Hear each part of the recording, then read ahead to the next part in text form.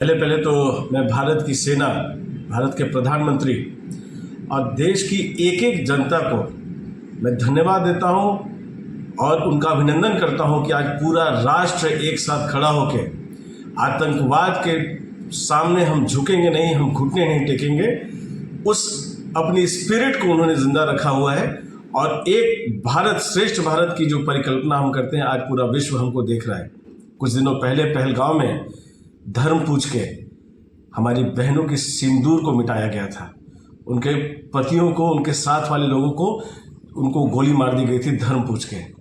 आज उसका बदला हमारी सेना ने, हमारे देश के प्रधानमंत्री ने देश बता के ऑपरेशन सिंदूर नाम देके उनके घर में जाकर उनको ठोका है। मैं उसके लिए अपनी सेना का, अपने प्रधानमंत्री जी का अभिनंदन करता हूं और ये देश आज पूरी एकजुटता के साथ में आतंकवाद के खिलाफ जिस तरह से खड़ा है वो अपने आप में इस पूरे विश्व के लिए एक मिसाल है।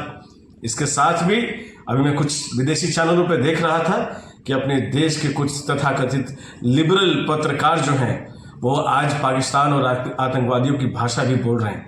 उनको भी चेत जाना चाहिए। देश सब देख रहा है, देश इसका भी जवाब देगा। और ये भारत की सेना है, ये भारत है, ये किसी से डरने वाला नहीं है। हम तुम्हारी तो नीति ही रही है कि छेड़ोगे तो छोड़ेंगे नहीं। उसका हम लोगों ने फिर एक बार उसका प्रदर्शन किया है। और बीच में कुछ लोग ऐसे थे जो रोज पूछते थे, कोई राफेल के ऊपर नींबू और मिर्ची लगा के अपना ताकत दिखाते थे, अपनी मानसिकता दिखाते थे। आज मुझे लगता है कि वो नींबू और वो मिर्ची उनके बहुत काम आ रही होगी। लेकिन चलिए, मैं उनका भी आदर करता हूं। उनकी मानसिकता के बारे में भगवान से एक ही आग्रह करूंगा कि उनको बुद्धि दे कि अपने देश के बारे में सोचें। लोगों के बीच सोच थी कि आज घटना के 15-16 दिन बाद हो गए लगभग तक कुछ भारत या कुछ कार्रवाई नहीं कर रहा है, लेकिन ये एयर स्ट्राइक वैसे लोगों पर मुंह पर तमाचा है जो इस घटना को लेकर नेगेटिव सोच लोगों के बीच डाल रहे थे। मुझे इस बात का बहुत दुख है कि आज भी भारत में वैसे लोग हैं जो अपने देश की संप्रभुता, अपने देश की एकता को भी सवाल करते हैं। पिछले बार भी जब सर्जिकल स्ट्राइक हुआ तो आज तक लोग उसमें से हमसे सबूत मांगते हैं। चलिए, इस बार कम से कम उन्होंने सबूत तो नहीं मांगा। ये एक देश का मामला है, इंटरनेशनल मामला था। ये स्ट्रैटेजिक मामला होता है। इसका निर्णय पान की दुकान और चाय की दुकान पर नहीं होता है। और मैं धन्यवाद देना चाहूँगा, फिर से अभिनंदन करना चाहूँगा प्रधानमंत्री मोदी जी का और देश की सेना का, अब देश के एक एक देशवासी का, जिन्होंने एकजुटता दिखाई और जितने स्ट्रैटेजिकली, जितने संयम से, जितने प्रिसाइज तरीके से, जितने पिन पॉइंटेड तरीके से और जितने सीक्रेसी को मेंटेन रखते हुए इस पूरे देश को, पूरे विश्व को हवा नहीं लगने दिया। और चुन चुन के 9 ठिकानों पे जो स्ट्रैटेजिक था, यही झंझारपुर की धरती थी।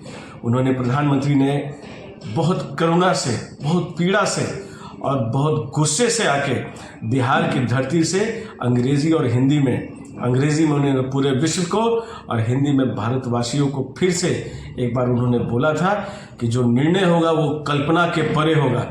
जो हम उनका बदला लेंगे अपने, हमारे देशवासियों का, वो कल्पना से परे होगा। देश के बहनों का सिंदूर धर्म पूछ के मिटाया गया था। क्या लगता है कि एयर स्ट्राइक के बाद भी कुछ और भारत एक्शन लेगा कि यहीं से शांत हो जाएगा भारत? हम पहल नहीं करते हैं, लेकिन जब हमको छेड़ा जाता है तो हम छोड़ते भी नहीं इसमें। और हम कभी भी हिंसा के पक्षधर नहीं रहे।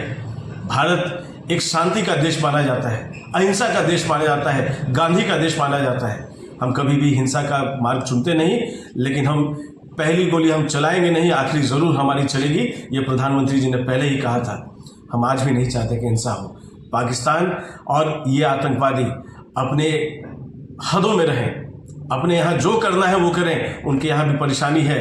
अपने जो उन्होंने बीज रोपा है वो आज एक बड़ा बबूल बन के उनको खुद ही काट रहा है। खैर, वो हमारा विषय नहीं है, लेकिन भारत की संप्रभुता, अखंडता के ऊपर जो भी देखेगा उसको छोड़ा नहीं जाएगा, चाहे किसी हद पे जाना हो।